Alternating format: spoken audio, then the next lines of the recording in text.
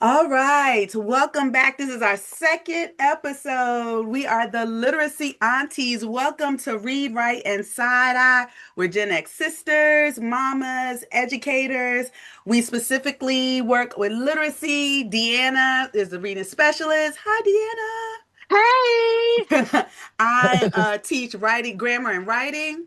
And Yes. so we are actual real sisters. And so we figured we'd have some conversations that we have together, and just welcome you in as we are doing it. We're going to talk a little bit about our families, talk about work, and then even hopefully touch on some topics that we talk about behind the scenes, but not in public when it comes to educating Black children and working Hmm. in the school system. We are clear. We believe in structure. We believe in strength and building up our kids. We want you to sound it out, read it right, write it right, and don't forget the comma. So we're big on that. Don't forget the commas Can't forget it. ever. Okay, yes. Okay, so before we start, we got to check in. Okay, so we're gonna do Hmm. our little sister time, our little sister talk. So, Deanna, you want to start first, or you want me to go? You go first, and Okay. I'll go second. Okay, so this is about your daddy. Okay, this is Mhm. about your daddy. So, Hey, let's not get canceled. no, we're not gonna get, we're not gonna Let's go get ahead. but okay, so just for a little bit of background for people who are watching, I am a widow. And my husband passed away about 3 years ago, 4 years ago. And I have been moving on in life, but I have my two sons. And so after he passed, I moved us from our home into the home with our dad, Yay. and, and Widows. yeah, our dad. I know, who knows? There we go. And life has been wonderful. I have a Mr. Wonderful. That's why I refer to him as Mr. Wonderful in my life. The boys love him. Life is going great. Daddy loves him. Mommy likes him. Um, I so love how you went from love to like. I know, Love to like was real. love to like I did that real smooth, didn't I? Yeah, it was like, yeah, love to like. Go ahead. And so now we live with daddy. The boys and I live with daddy. And it works out well because, I can kind of take care of him, help him out. And then he's also widowed. I think it must have been like 5 years, Deanna. But Yes, yeah, yes. Been about he's 5 years since yeah. he was a widower Yeah, so himself. he's a widower. So we're both kind of just in the house together, taking care of each other. So it works out beautifully, right? But here's the thing about living with your parent. This is one of the things, right? Is that if you have something, they will take it without telling you that they took it. So you kind of gotta, sometimes you gotta catch them, or, things will be Uh-huh. missing in the kitchen. And, my youngest will be like, who ate such and such? And then next thing you know, pop pop, because that's what the kids call them.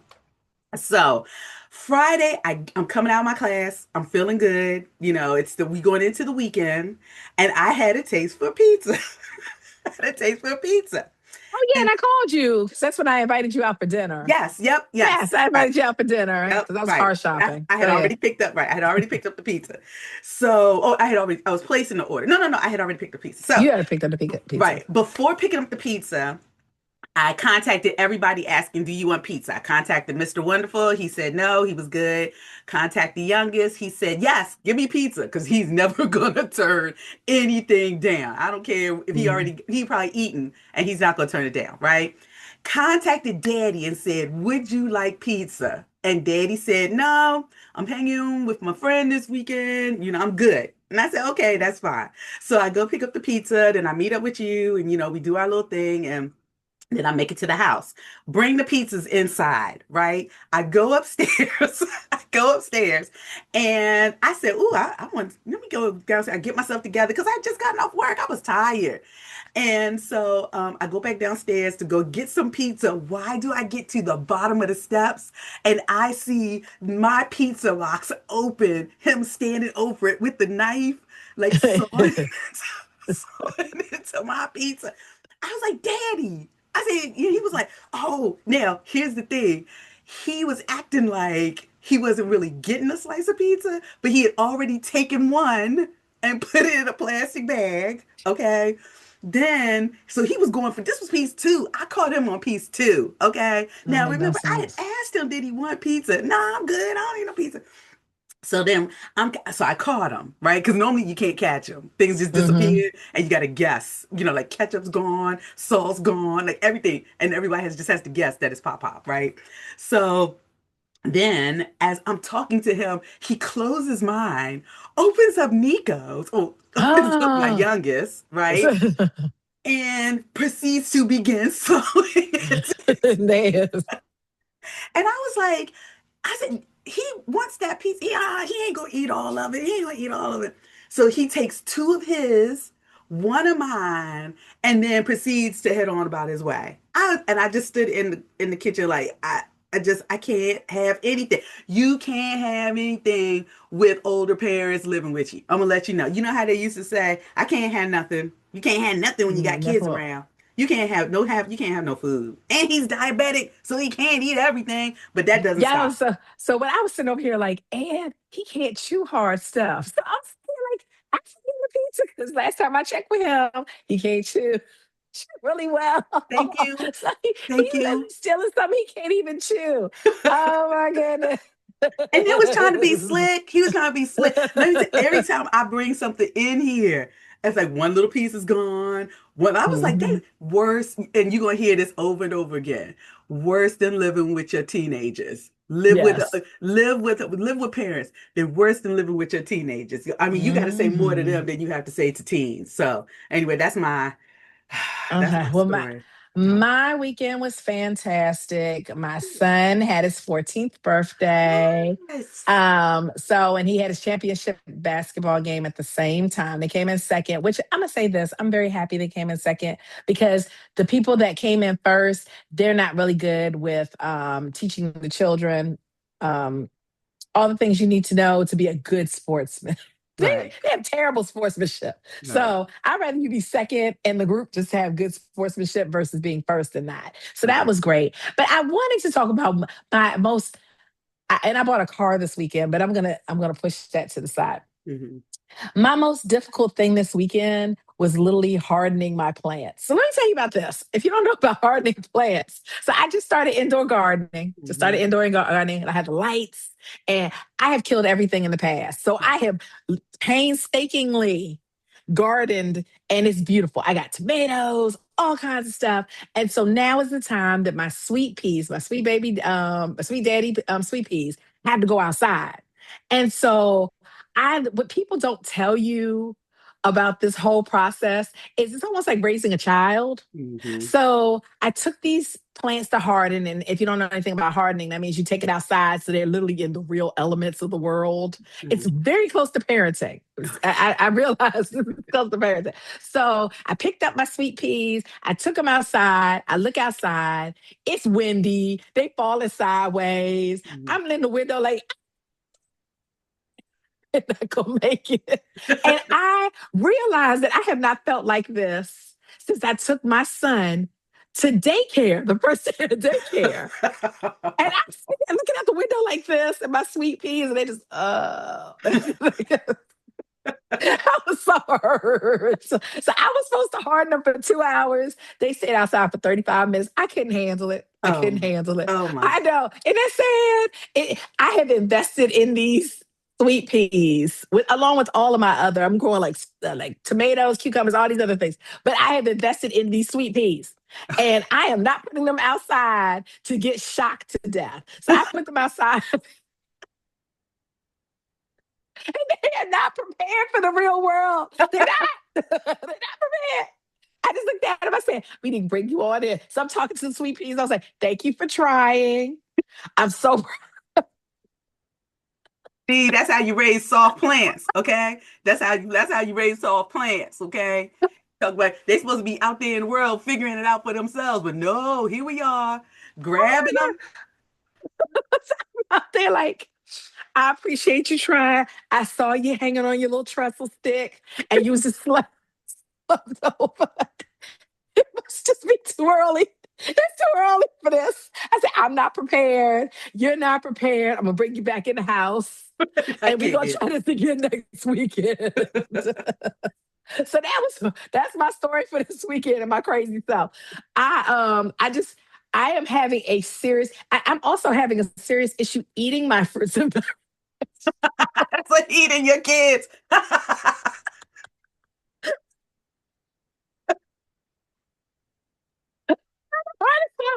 time I'm like, Kenny, like, so I need to get myself together when it comes to these fruits and vegetables and understand that they are for eating, not for Mhm. love. Yes. They are for eating. You need a They're for t-shirt that says eating. for eating, not for love. Vegetables are for eating, not for loving. Like I am, I am serious. Like I literally, and I'm gonna get off this, but I literally had to sit there, and I had like these butter lettuce that I did, and I have red lettuce also, and I was like, oh, I have enough that I can make a big salad for my family. Then while I was cutting, I was like, but are they worth it? Like, what fantastic thing did my family do?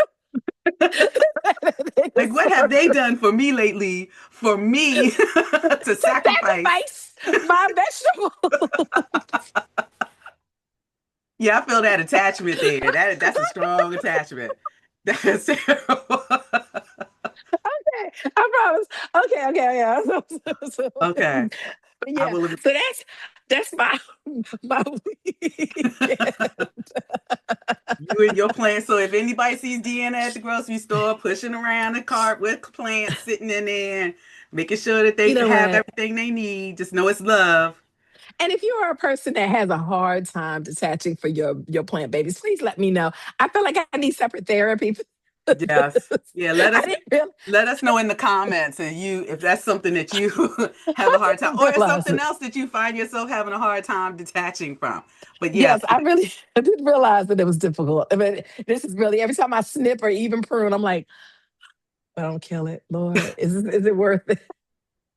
like who gonna take care of me when I'm older? Like they're the only things that love me, and I'm just snipping them. That is funny. Well, Deanna, the funny thing is that's actually a really great segue into what it is that we're talking about today. Because we are gonna let's just take a deep dive. This is a topic that I suggested and we both agreed we probably really should talk about. And this is that stereotypical Black woman. Are we too hard or are we just clear? And we're going to do Yes, it on the educational standpoint of it because both of us, we are the Black mom that has walked into the classroom and I have expectations, right? yes. Then we've also had the Black mom walk into the classroom on us and say, I have I ex, have expectations. right? Like, get in here. Like, who let you through? Let me call the front office. Right. So I think the question today is, are we as Black moms expecting too much? Like, are we expecting too much? Is discipline or is our need or our want for discipline and making sure that our kids have what they need in the classroom misunderstood? Is the societal view of how Black women kind of live or our lived experience that they see, like if you go on social media, I mean, it's so many things about Black women and you hear Hmm. podcasters talking about how we talk to our husbands Kids. and how Hmm. we handle our kids and we are the statistically higher in welfare and all these things and we know this isn't true, right? We know this isn't true, and this is just a stereotype that we all deal with. It's the whole our moving our necks when we talk and snapping our fingers and you better not and da da da da da. So, is there a balance between pressure and preparation, in the classroom? Hmm. And I think, as Gen X moms, especially, because we were raised by a very strong Black woman. Very And strong. yes. And so and it yeah, I will say, she was in she was like when we were in school, she was PTA. Wasn't she the PTA president when you were in school? Yeah, she was doing all the things till you graduated. Yeah. And Yeah. then she was like, "Yeah, I'm good." So, like Like that's what I that's was it. gonna I say. did it. Yeah, I know either she was PTA president or she was like the vice president of Yeah, she PTA, was on the PTA, and she wasn't. She did have hold at official office Yes, yeah. when you was in school. Yeah, right. Yeah. And so, and they knew her in the office. I remember that's how I got caught skipping school one day because I wasn't there. Somebody called her at her job and I was like, "Oh, somebody had to know her." But we really make our presence known in the classrooms, and we Hmm. expect homework to be done. We expect our kids to go in and listen. We have very Hmm. high expectations. And I know I may be talking generally, but I'm going to tell you just from my experience, Dean, you can say different. I Hmm. have only been educated around Black women. I have Hmm. educated for Black women. I have educated Black women, and I've had conversations with many. And we are Hmm. all on the same page. A lot of it is our experience, how we've been raised, how we handle our workplace environment. Many of us go into the workplace and we're automatically put in certain categories. And so we have to fight. You got to fight to, have your Hmm. voice heard. And so you know that experience. And so now you don't want your kids to have to deal with it. So you got to come in hot on a teacher, or you got to come in hot on your student. Or remember back in the days when they show up Hmm. in class and be like, oh, okay, I got you. I'll take care of Hmm. them. The principal knew to call mom. um, it was just something that people knew to do. And Hmm. sometimes we gave the kids the look. And even being that strong Black woman as a teacher, I find myself having to be the mom. And not Hmm. just a mom, but like the Black mom. The Hmm. No, I expect this of you. You're not gonna go home and say I ain't teach you something. You're not gonna Yeah. use my you're not gonna say that you didn't learn this or you never heard that, heard of that. I know you can do better. A lot of the extension from how we were raised, definitely goes into the classroom. As we have seen and we've worked with a lot of the kids. Deanna, what are some of the experiences that you've had, working with us in the Oh, classroom? so I'm going to say this. I am blessed to have both sides of the spectrum. I worked in schools where it's 90% us, Mm-hmm. and I've worked in schools where it's 10% us. Mm-hmm. So I will say this, this is my personal experience. Working as a Black woman in a school where there is only 10% us, I feel like I have to work harder. Follow me on this. Yeah. This is interesting because the other Black parents within the school have gone through so much. They Mm. have been traumatized. They have had, sometimes racial issues, inequities, Mm. everything. I actually find myself, and I tell people to this day, I find myself more challenged by African American parents in a predominantly white school than Yeah. I do in a predominantly Black school, Mm-hmm. which I totally understand. I always tell parents, hey, I've actually had parents call me up that were that were Black, and they're mad because they have made it onto a list where their child needs additional assistance, and they have literally said, "Well, you picked my child because they're Black," and I'm like, "Dude." So, like, and I try to explain to them that it's data. I do know all the kids in the school, but it is literally data. Mm-hmm. And I go by the biggest needs. And if your child fell into that, that's, good for your child. They get a chance to see me, they get additional skills. But I will say this when I worked in a predominantly Black school, I did not have that. Most Mm-hmm. parents were mostly overwhelmed, Yeah.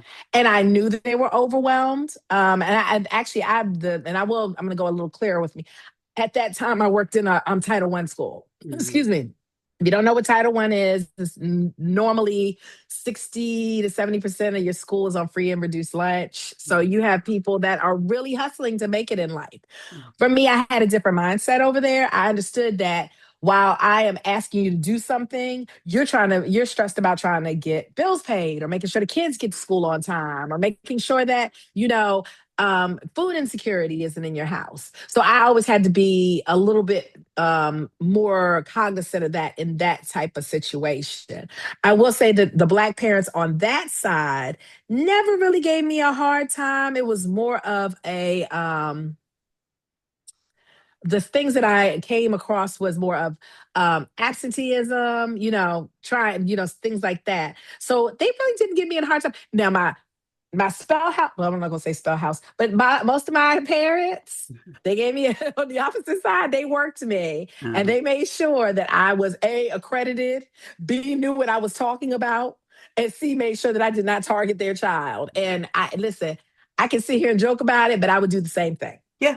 Yep. Yeah, it's my Yeah. baby. Hmm. And so I just had different, I had all different types of situations in there. But I will say the expectations are high Yeah. on both sides. Hmm. And I think what people outside of us Hmm. don't understand is we have so many different levels we have to watch out for. And so not only I'm asking, are you teaching my baby?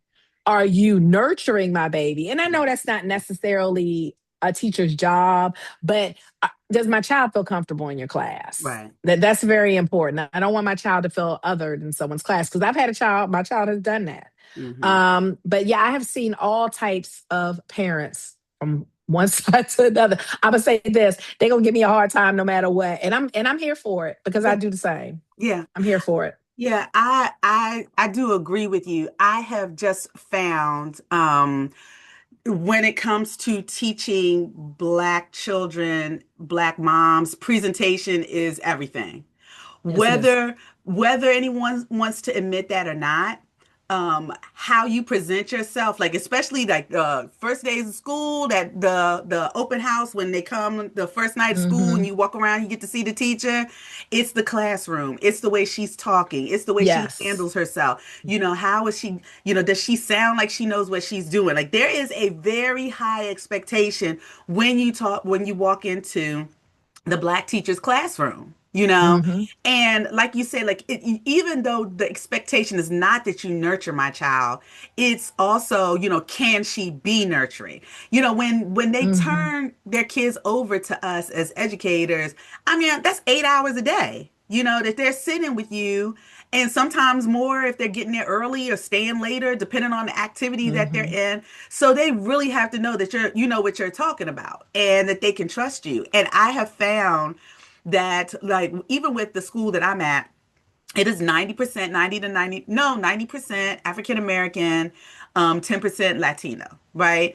And those parents come in with that expectation of, I need I want my child to know, I need my child to know, and especially when it comes to literacy. Like the Mm-hmm. core classes, math, English, history, and science. When you get to math and English, that is, that's really the building blocks of what you if your child can work with numbers and can work with words, all the rest of the subjects, fall in line. And Mm-hmm. so if you can get yourself a really good English teacher or a really good math teacher, then your kids are doing very well. If Well, you can mm-hmm. find a Black, that was one of the issues I found when I was being asked to work at schools. It was that they were having a hard time finding a Black woman teacher that could comfortably teach grammar and composition the way the students needed it for college, Yes. and encourage them, inspire them, want them to continue Yes. working, and then still, like I said, nurture. You got to still be Black mom. Mm-hmm. I got to walk in the Yes. door. I know you, you know what? Sit down. No, sir. Yes, ma'am. No, ma'am. Mm-hmm. You gotta, it's a lot of side eye. It's a lot of necks rolling. And like I think I was talking to you, Dean, or I was talking to somebody. Oh, I was talking to somebody at school, and they said, "How do you teach middle school?" And I said, "You have to be sarcastic, and You do. you have to be ready with the Yes. comeback. They still forming in their head what they're gonna say. You Yes. got to be ready with the comeback as soon as it come out. Yes. That's how you earn the respect from them. But going back to the Black mom, it's the same with Black mom. Black mom at a parent teacher conference wants to hear certain things. Yes. They don't, I didn't take off work early to come and sit here with you for you to tell me that my child's having issues. If my child's having issues, Exactly. then you tell me exactly what those issues are. Give So me we some can fix it. suggestions at home, what I need to do. If my child's not in order, and I get a lot of this, if there's an issue, you make sure you call me. Mm-hmm. If there's an issue, feel free to do what, blah, blah, blah. And can I jump on in on that? I'm sorry. I know you're in the middle of it. No, Sorry. yeah. But I have to, now that I'm at a school that is only like 10% African American, I have to explain that often to most of the Caucasian teachers when they have an Mhm. African American student. Sometimes they come into parents, especially Black parents, and they want to talk academics. Yeah. And so we're good with academics, but Mm-hmm. I need you to tell me about behavior Yep. first. Mm-hmm. And because a lot of times what is most important to us is behavior. Yeah. And that's what the first thing a mom and dad, a black mom and dad will talk about is are they tearing your class up? Are they being good? Are they doing, because we think that behavior really assists into your, and it does, and actually it's It not a does. fib, it Yeah, is. It it does. does. It really has to do with a lot of the attention and being able to know the curriculum and learn the curriculum is due to behavior. Yeah. So I always tell my Caucasian counterparts, please don't start with something negative. I said, Mm-hmm. because all we focus on is behavior. So if Yeah. you call me up and tell me, even though my child is having difficulty rounding, don't call me and say, hi, this is Miss Smith, and we notice your child is not paying attention and is having an issue with rounding numbers. The first thing I'm gonna do is focus on, as a black mom, a Gen X mom, is why isn't he paying attention? Right. Yep. They can tell me he did six other things. They killed somebody. I'm like, wait. It's same thing. If he walked out of the school or walked out of a classroom, and let's say he hit somebody, the first thing I'm gonna say is, "How you let him walk out the classroom? Like, what's the behavioral issues? We Yeah. are behavioral. We like discipline. Mm-hmm. Black moms, we love discipline. We Right. respect discipline. Yep. So I always tell people to make sure that when you go in, be very careful how you lead in with discipline and behaviors, because that will be our focus. If you start with that, that's our whole focus, is Yep. how do I get his behavior or her behavior up to par. Yeah. Because as soon as the behavior is taken care of, okay, now he can listen to you. Now he'll write. Yeah, Now he'll do math. Now he'll sit and, so you're right. yeah. It really is, and then it really is important. And then I do know it's that stigma also of having to talk to the black mom, right? Mm-hmm. Making sure that what we are saying is appropriate. I had the same thing that happened to you. I had a mom I mentioned. I'm into the conversation.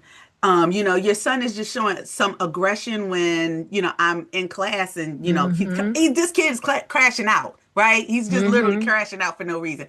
And I made the comment of the word aggression, and that took that mom in a whole nother space. Yes. We She have to be completely could careful. not hear anything else. She said, "Well, I'm very concerned that you mentioned the word aggression. As a black boy, which another topic we're going to talk about, Yes, we need black about sons, that black too. boys in the classroom. I'm Mm-hmm. concerned about that word." And I was like, "Ma'am, I'm raising two.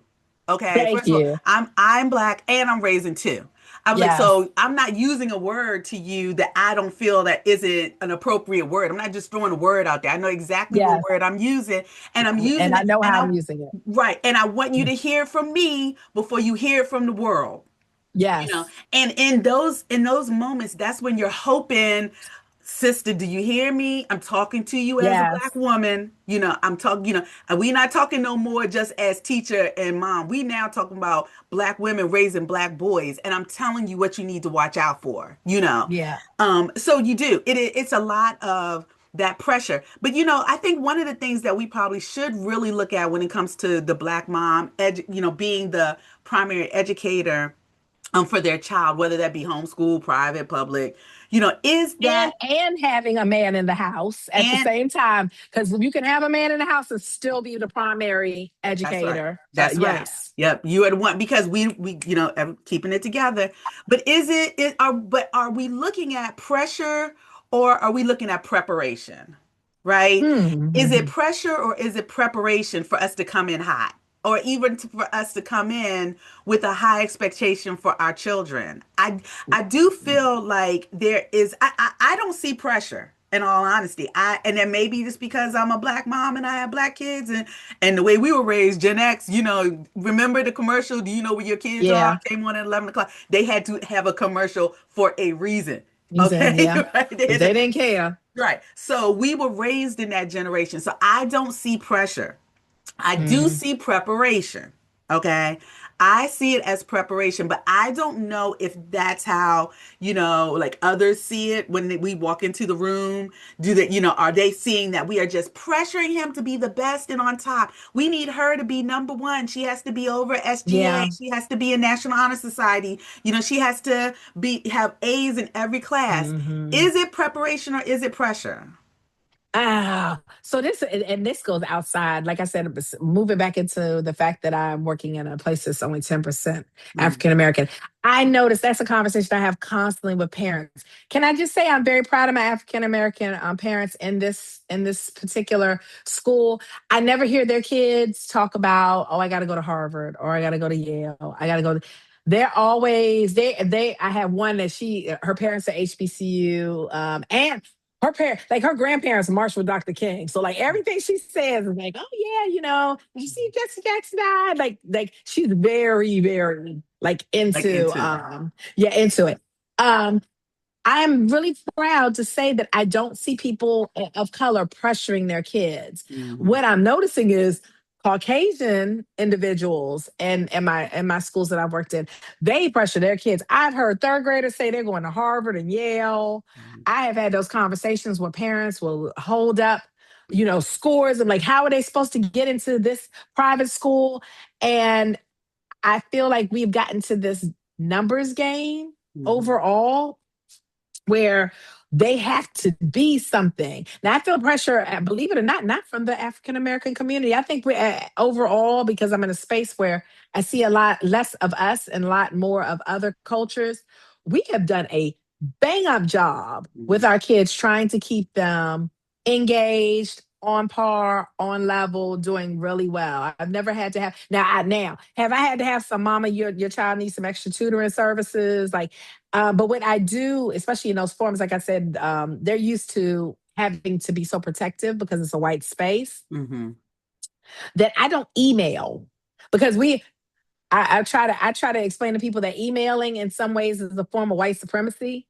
Like people don't understand it. It really is. Like if you look at countering white supremacy, like the CC and the BCC is a form of white supremacy. I don't care what anybody tells me. I'm gonna get canceled for that, but I'm just telling you this how I feel. Like so, when it comes to my African American parents or parents of color, I don't email them. What I do is you will get an email from me that says, "Hi, mom. This is Miss Blank.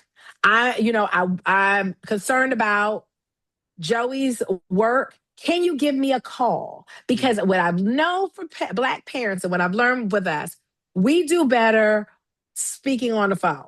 I know when I speak to you on the phone, you are not documenting me. We are not having, and I can have those kind of conversations that I can't put down in email. Yeah. And an email I can say, "Hey, this is I'm noticing their data." On the phone, I can be like, "Hey, mom, he or she needs a little bit of help. Right. You wanted to stay on. This is what I see. Let me know what you see. We can go back and forth." But I try my best when it comes to dealing with African Americans and the situation, and parents in the situation I'm in. I don't document. I try my best not to document, but so much. Like I'll document that I'm contacting you, but I Right. won't document our conversations because I know how we can get about documentation Mm. being followed, being tagged. And I try my best to be mindful of that because, when I learned, even when I worked in my Title I schools, a lot of parents don't want to talk to teachers because teachers are too busy tagging you and Yeah. documenting you. I can get more out of a conversation with you. Now, if it's something where your child is like being abused, I'm going to document that. I'm Right. a Yeah. mandated reporter. I have to do Yeah. that. But when it comes to a situation where, listen, there's absenteeism, I might say, "Hey, I see Sarah is absent. Can you give me a call so we can talk about it?" That's way I can hear, "Well, Miss such and such, I am having an issue. My car's not working. This, and that." And I'm not going to say this. I can say this now because I can't get sued because we're past my. But I have picked up a many of children. We're not supposed to drive our kids around. Yeah. But if I know you're struggling and you're trying, I will break rules for you. I do. I've, Mhm. I've taken many kids home because their moms working double shifts. I picked up kids and made sure they got to school. And it was illegal. And if you're a teacher, don't do that. Right. Don't do But it. Don't do it. Don't do it. Don't do it at all. No. I was willing to take the risk, but a lot of those phone conversations, instead Right. of documenting, you're not going to get any information documenting a black parent. And I even try to teach that to my other teachers I work with. You document too hard, they think you're trying to find something. Hmm.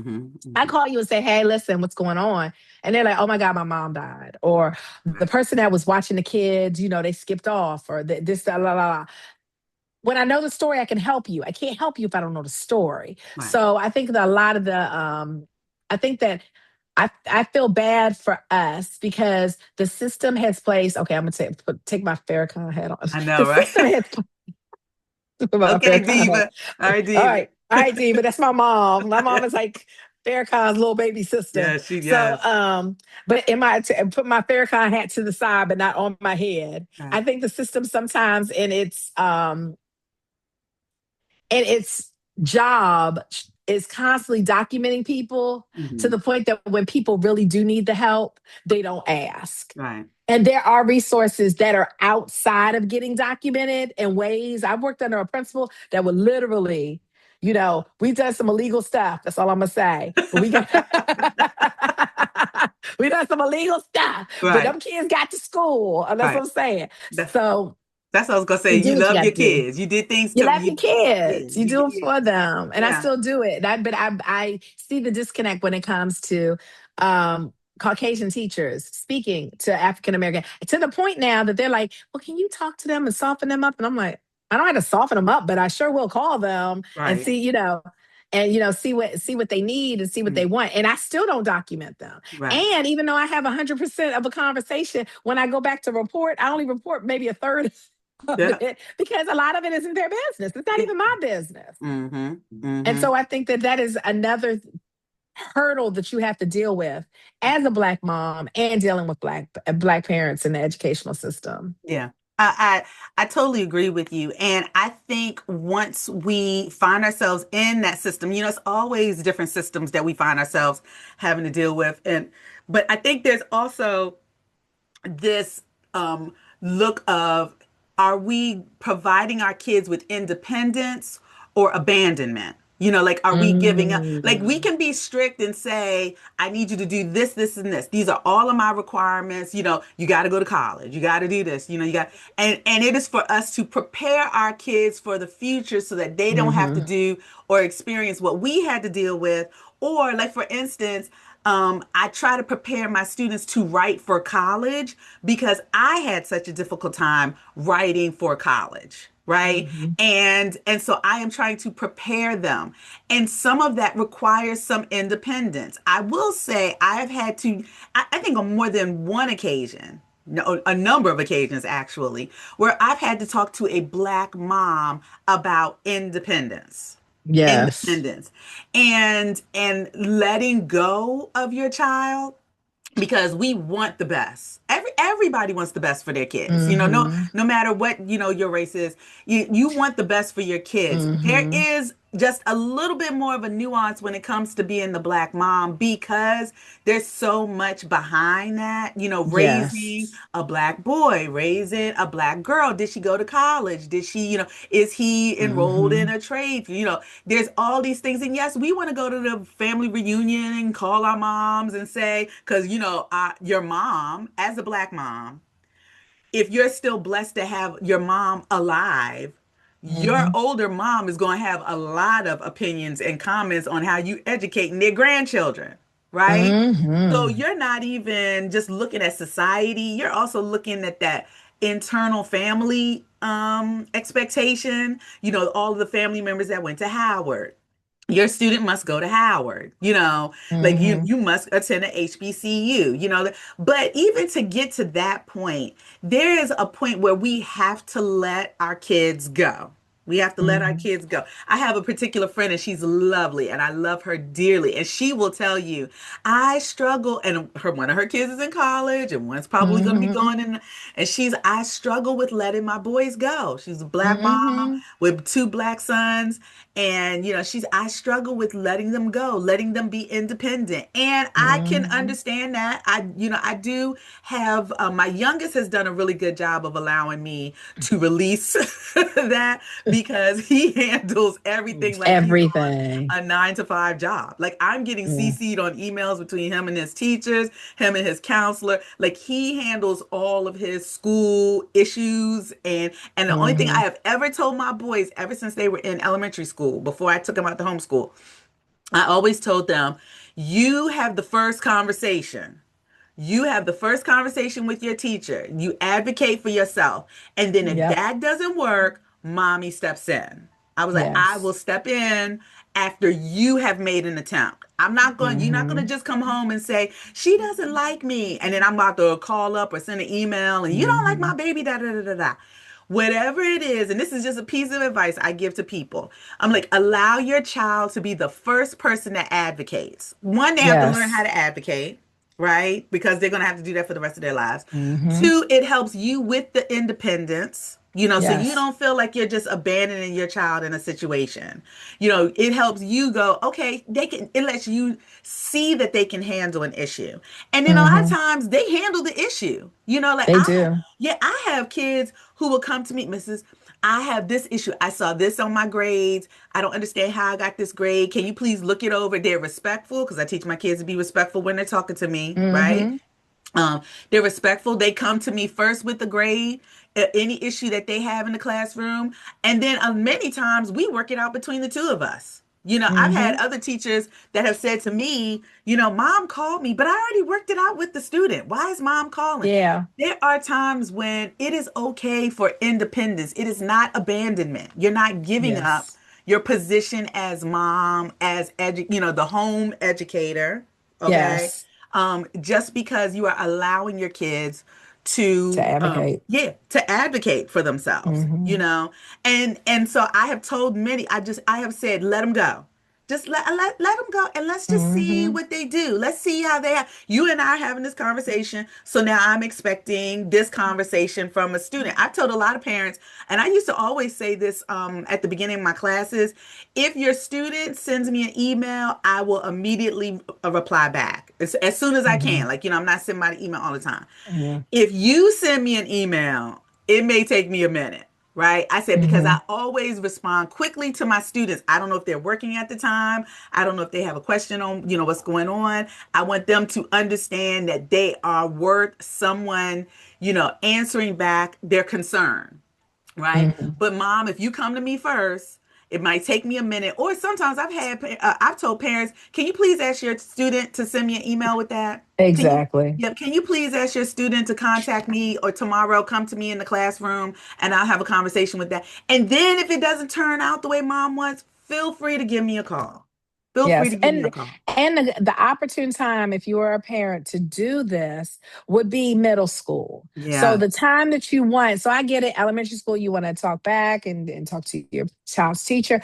But middle school, those sixth, seventh, and eighth grade years need to be the years where your child starts to advocate for themselves. Yeah. So you want them to ask the teacher questions. I know we go through a thing where, excuse me, my husband and I do go through his district has Power School Hmm. and Canvas. And Right. so we look through it, we look at the grades. Most of the time we're to the point now I just snap a picture of the grade or the missing word and Mm. he handles it. Right. That is teaching him how to advocate for himself cuz sometimes he'll catch we catch stuff he doesn't catch. Yeah.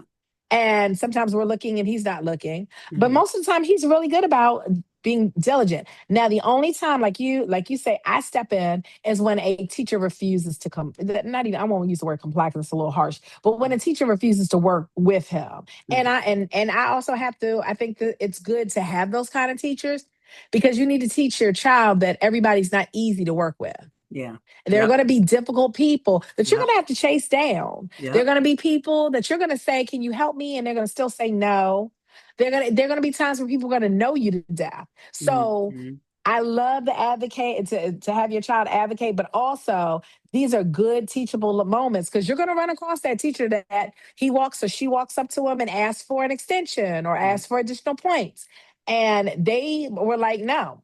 Yeah. Or and so sometimes I've had to do it with my own son when we go back and we look at the course, what is it, the course description, like Yeah. all the yeah, to make sure that that's something that the teacher really can say no to, because Right. we had a couple of instances where teachers would say no to certain projects that children could make, do makeup work for. Hmm. So it's a good way for him to read your course syllabus, memorize your course syllabus, and advocate for yourself. So middle school is a perfect time for that. And by high school, you should not have to contact for your child Yeah, at not at all. all. Not at all. That's them. Unless it's Yeah, something that they need a parent's signature or something about their head. right. That is when, but middle school is your time for you and your child together to work and really advocate for what's needed. Yeah, I totally agree with that. Now, I mean, of course, that does not mean just disappear, right? No, no Because I disappearing. kid you not, I've had some parents where I've questioned who's taking care of this kid at home.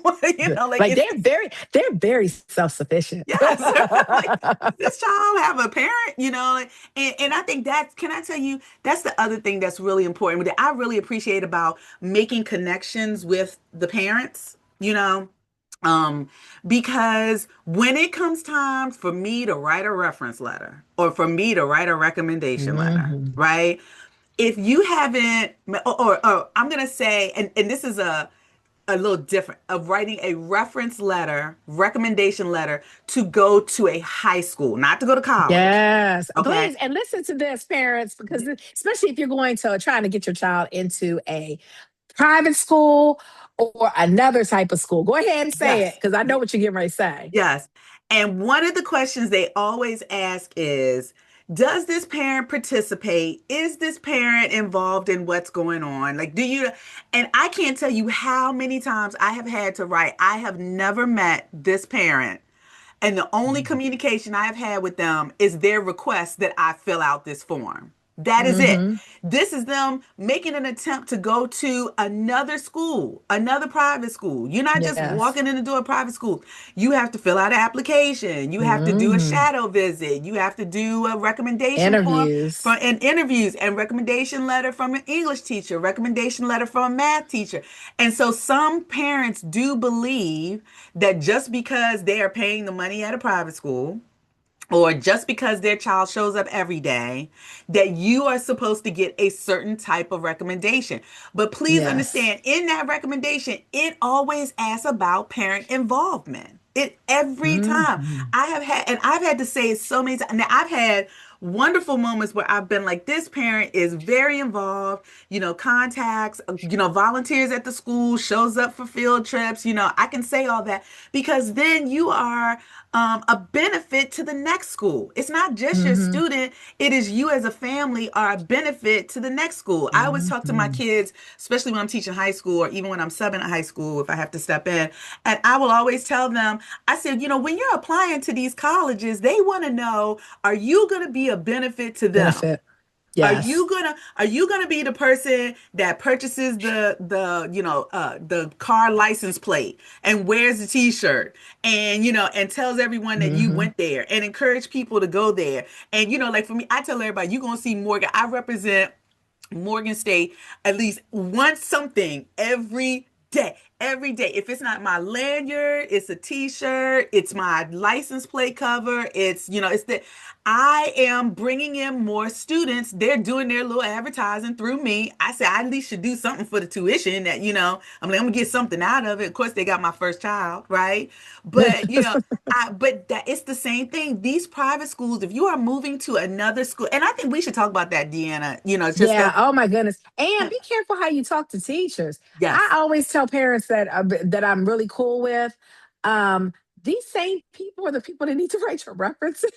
right, And recommendations. please don't cuss the people out that Yes. need to write your child's reference. Because I will say this: 90% of the teachers are very respectful, Hmm. extremely respectful. They're going to write the truth. And that's what Yes. I think parents don't realize. We write the truth Yeah. because what I'm not going to do is if your child is not benefiting my classroom and being a hindrance, and then somebody asks me, how is this child? I'm not going to pass your child that is a benefit, not a benefit and a hindrance onto the next Or school. someone else. I don't care if you're paying or not. So Right. I think that what parents need to understand is please collaborate with us. Please work with Yeah. us. We are not your enemies. I know, Yeah. listen, just like every other job, there is 10 to 15% of people that are really bad at this job. Yeah. I get it. And Right. that's what I tell parents all the time. There are going to be 10 or 15% of teachers that are just here for the check. But please Hmm. don't take it out on the people who we decided this is our career. We have Hmm. invested in your children.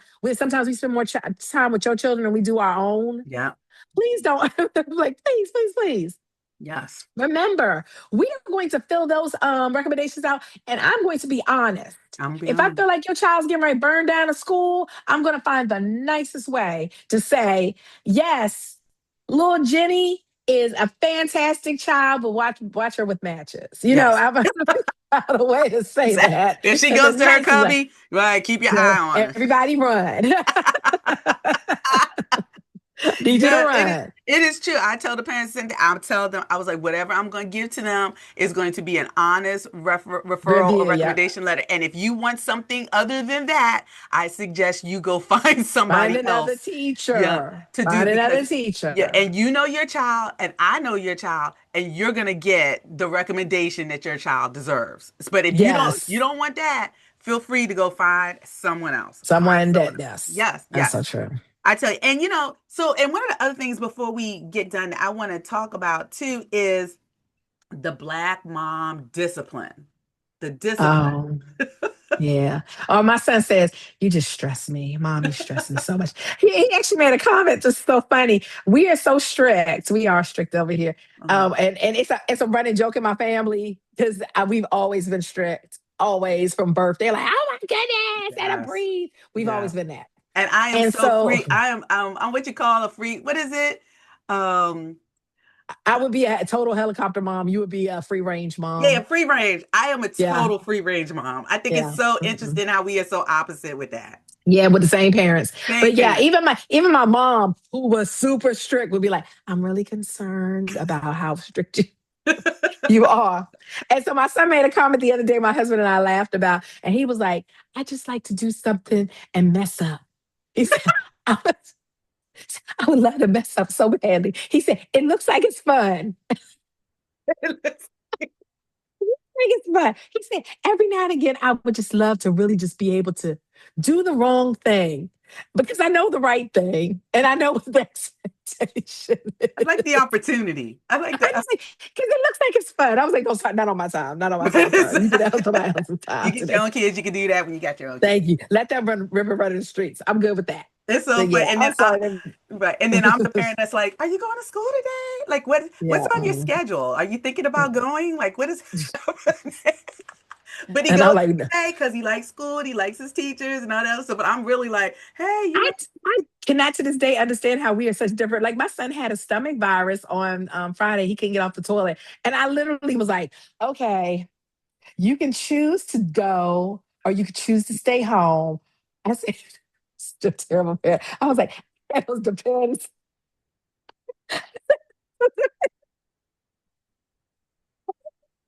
You you need to just make told up that word. you told him to put some depends on.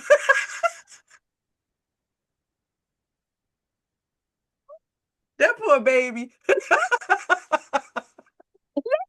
If you went to his middle school and you dealt with those teachers like I do at his middle school, it is making up work is almost impossible. I think I can get a bill Mhm. passed into law faster than I can to get like the structure is so hard.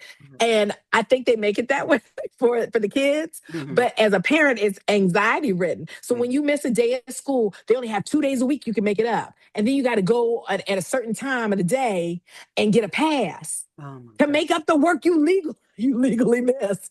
And so and then once you get the pass, you can only see that teacher do this certain hour and do it. That's it.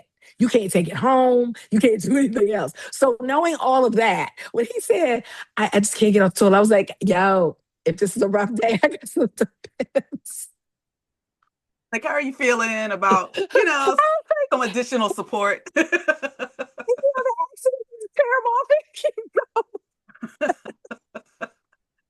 Yeah, so see, that is why the black mom discipline of you better get up and go to school. You better sit there and do that work. I don't care if it's 12 o'clock in the morning. You better. It's a lot of the you better. It's the side eye, like, mm-mm. Yes. And actually, and he was like, Mom, I really don't feel well. And I was like, I know you don't feel well. It wasn't that I didn't believe him. It was looking at his sickness versus how many hoops we got to jump through to make up that work. And Mm-hmm. there's been so many days that I'm like, I literally will push him out the car. He's sick. And I'm like, trying to get to fifth period and call me. I used to tell when they were younger, before I got real free range. I used to tell them, just go. Okay, you don't feel good. Just go.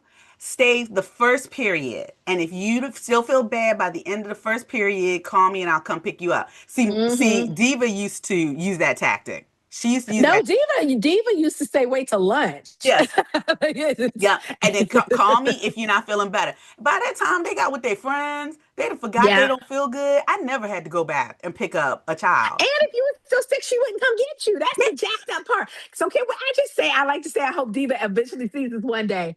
I'm a snitch on her. When Diva retired, she was able to cash out enough of her um, OT, like her off time, that she purchased a car.